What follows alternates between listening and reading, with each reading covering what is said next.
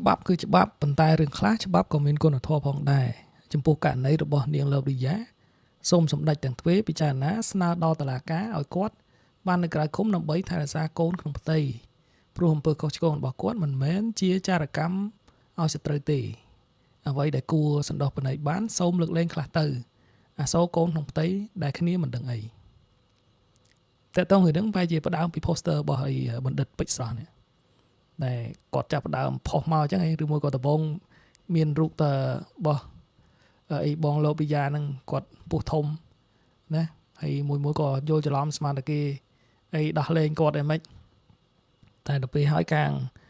មន្ទីរឃុំឃាំងនោះគេបកស្រាយថាគ្រាន់តែជូនគាត់មកពេទ្យពិនិត្យសុខភាពទេឥ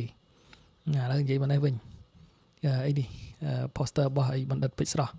ហើយដូចជាប្រហែល2ម៉ោង3ម៉ោងមុននេះគាត់ចេញវីដេអូមួយទៀតបកស្រាយបន្ថែមពីរឿងហ្នឹងតែគាត់ស្នើទៅសម្ដេចកតេប្រិទ្ធបណ្ឌិតបុរនីណាឲ្យគាត់ជួយអីចឹងទៅថាមិនមែនស្នើឲ្យដោះលែងលើកលែងទោសទេគឺស្នើឲ្យនៅក្រៅឃុំរៀបរាប់អីណានៃថាគាត់នឹងទោសវាមិនចំទេគាត់និយាយលើសនិយាយខុសអីហ្នឹងប៉ះពាល់អីមេត្រាដែលយើងបាក់អីប្របាក់ទឹកចិត្តកងទ័ពអីហ្នឹងគឺដោយការអកតេអញ្ចឹងគាត់ផ្្លាត់អីចឹងទៅរឿង comment រឿងអីឲ្យរៀបរាប់ថាគាត់ហ្នឹងអត់ដែរស្គាល់លោកឌីយ៉ាអត់ដែរស្គាល់ប្តីរបស់បងលោកឌីយ៉ាហ្នឹងទេតែគាត់និយាយចេញមកគឺថាដោយសារមនោសញ្ចេតនាអីមានធម៌ក្តីអាណិតអីចឹងទៅហើយឃើញគេ share ពេញហ្នឹងច្រើនណាឃើញ poster អីរបស់អីបងសនសុភ័ក្រក៏គាត់ share ណាជូនពរអីមានសុខភាពអីចឹងទៅហើយគេលើកមតិមកច្រើនអីណាអាណិតគាត់ណាឃើញសភាពពោពោះអីចឹងទៅអីណាសង្ឃឹមថាចៅក្រមអីដោះលែងគាត់ឬមួយក៏ឲ្យនៅក្រៅឃុំបដោះអាសន្នផងអីចឹងទៅ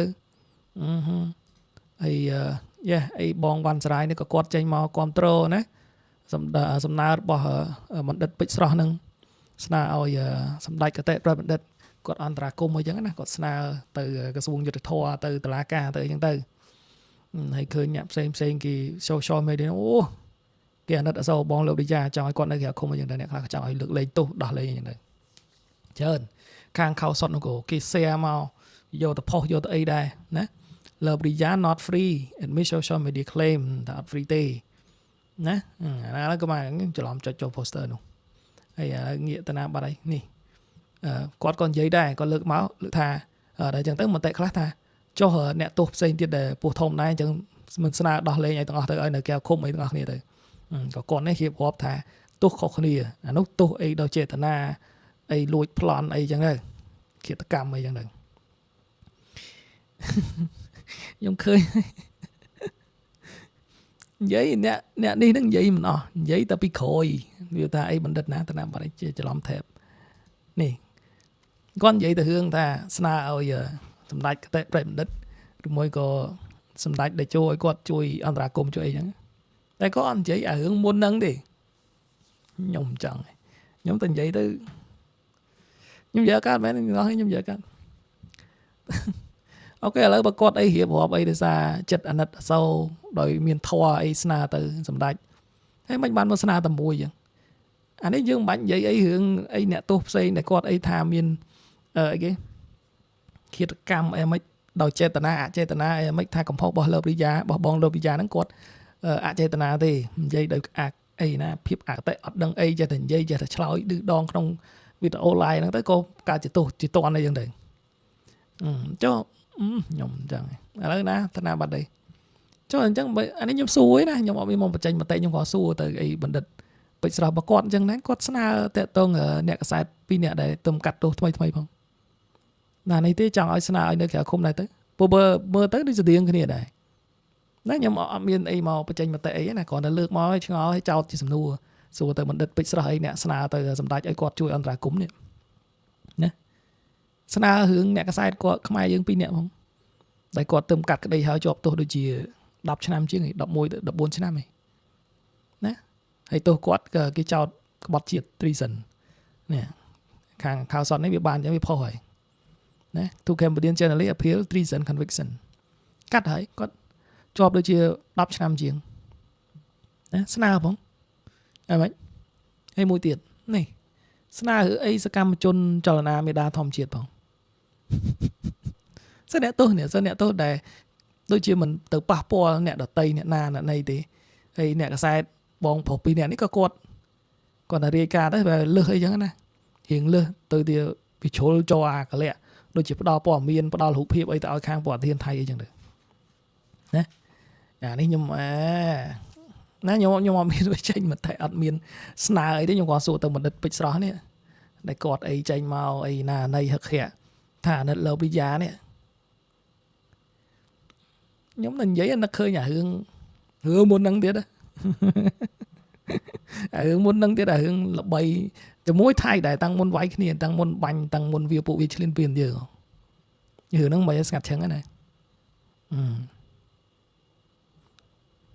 ហើយចាំមើលសាច់រឿងហ្នឹង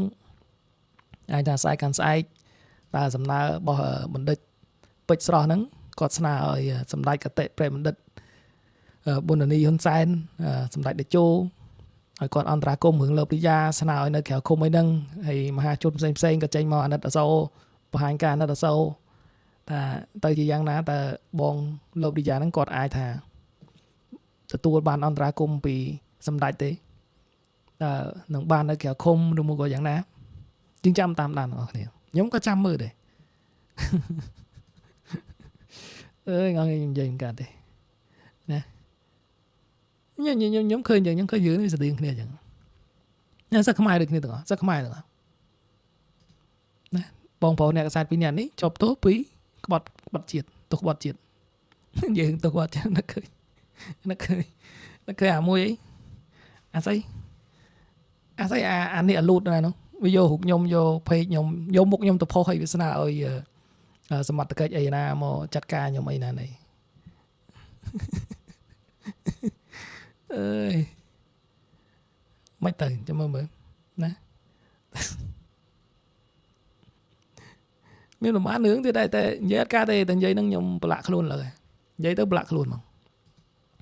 ណាអញ្ចឹងមានប៉ុណ្្នឹងទេคลิปហ្នឹងអ្នកគ្នាយល់យ៉ាងណាយ៉ាងនេះដែរណាបើនេះទេបណ្ឌិតពេជ្រស្រស់តែគេមិនឃើញវីដេអូខ្ញុំទេ